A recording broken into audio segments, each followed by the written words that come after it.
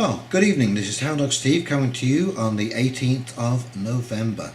And these are some fairly sad tales from schools. And this first one, more Toronto students stressed, survey finds. And here we go. TO is short for Toronto. Okay, so it says many more middle and high school students compared to the last census felt nervous and under a lot of stress and pressure, often or all the time, and had multiple worries, especially about their physical and mental health, their own future, and their school marks, the board's report on census said. Well, of course, you know, we are now trying to teach children theory before they've even got their basics. And you know, as small as it may seem, when you have your basics down, okay, when you can add, subtract, multiply and divide mentally, when you can recite your times tables from 2 to 12 mentally, you feel confident about math. When you learn to read phonetically, no word is a mystery to you.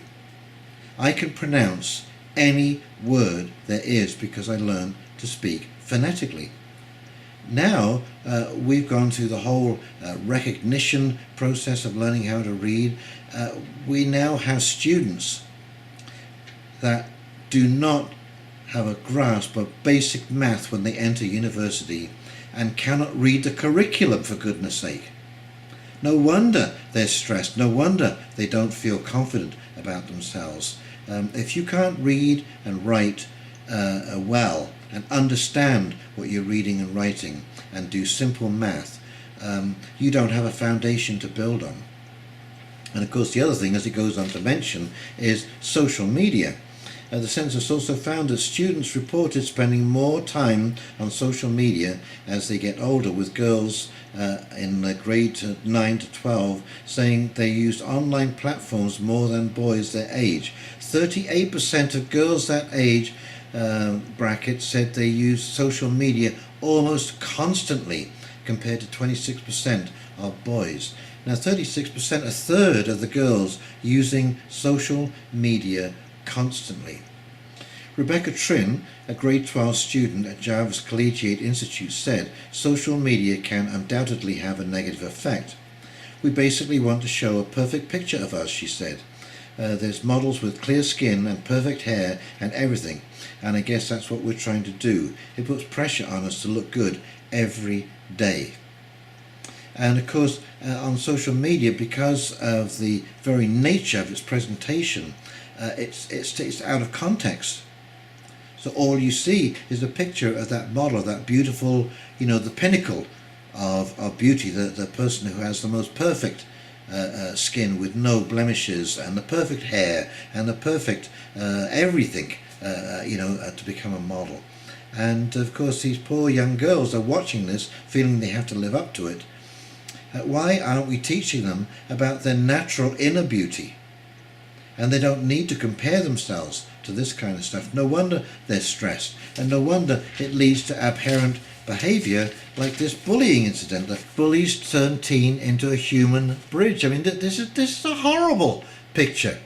This is a young lad. At first, a 14-year-old Brett Corbett told his mum he was sent to the principal's office sopping wet because the kids dared him to swim in the creek behind the school in Glace Bay, Nova Scotia. But then the videos emerged, and with them an appalling story of bullying. In one video, Corbett, a high school freshman with cerebral palsy no less, is seen standing in the middle of shallow, murky water while about 20 kids stare down at him from the top of a small hill. He lies down on his stomach and keeping his palms flat in the mud to steady himself as the current rushes past him. And then, a moment later, a girl leaps from the bank, steps on Corbett's back as if it were a springboard, and launches herself to the other side, turning Corbett into a human bridge. In another video, the teens are laughing hysterically. They yell at Corbett to get back in the water after he stands up. He doesn't want to. "Do it, you effing," one of his classmates screams, and Corbett does. This is absolutely unconscionable. I'm just appalled when I read these stories. But I'm not surprised, because these institutions that we call schools are basically bullying institutions. And I hate to say that, but any parent who's had a child that has been bullied and has tried to deal with the school principal and the school board, you suddenly find that you're getting the cold shoulder. The school does not want to accept any responsibility. In fact, they go into denial.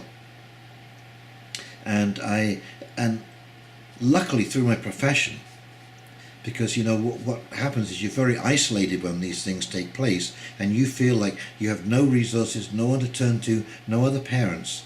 Well, in the profession I'm in, I've talked to other parents, a lot of other parents who've experienced exactly what I did, and that is complete intransigence on the part of the school as far as bullying is concerned. And this next story highlights that exactly, and this is a horrible, horrible, horrible incident. 8 students expelled from Toronto school over videos. And here we go, this is St Michael's, and this, interesting enough, it's a private school, and in Toronto. It's a Catholic school, it's run by priests, and it says here, as police investigate alleged assaults, administrators released a timeline of events detailing 3 separate incidents.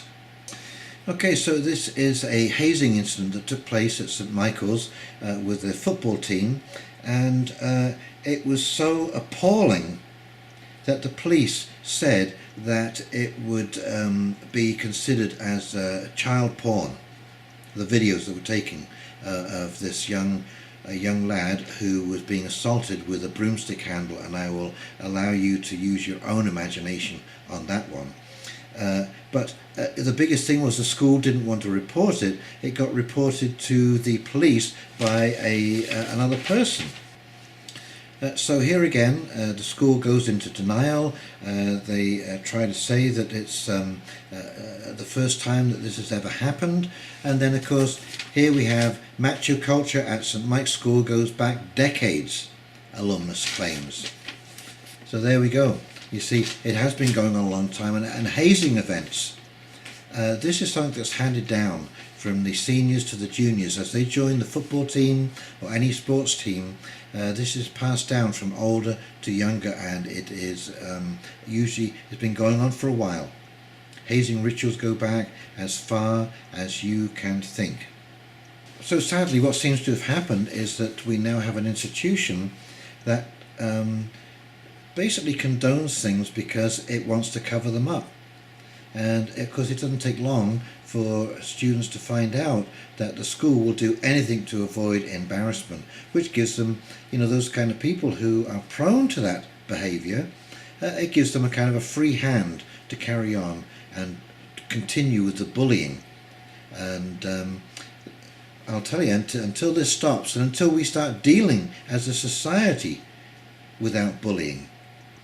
I mean, it seems like every system that we deal with in our society today, every mechanism that we have, is basically, it threatens violence if you don't comply.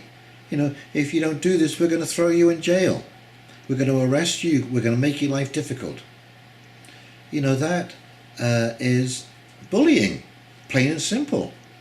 There's no negotiation, there's no questioning as to why we do a particular thing a particular way. There is no understanding taking place here. We're just going about the same things the same way we always have, and that rubs off on the general society.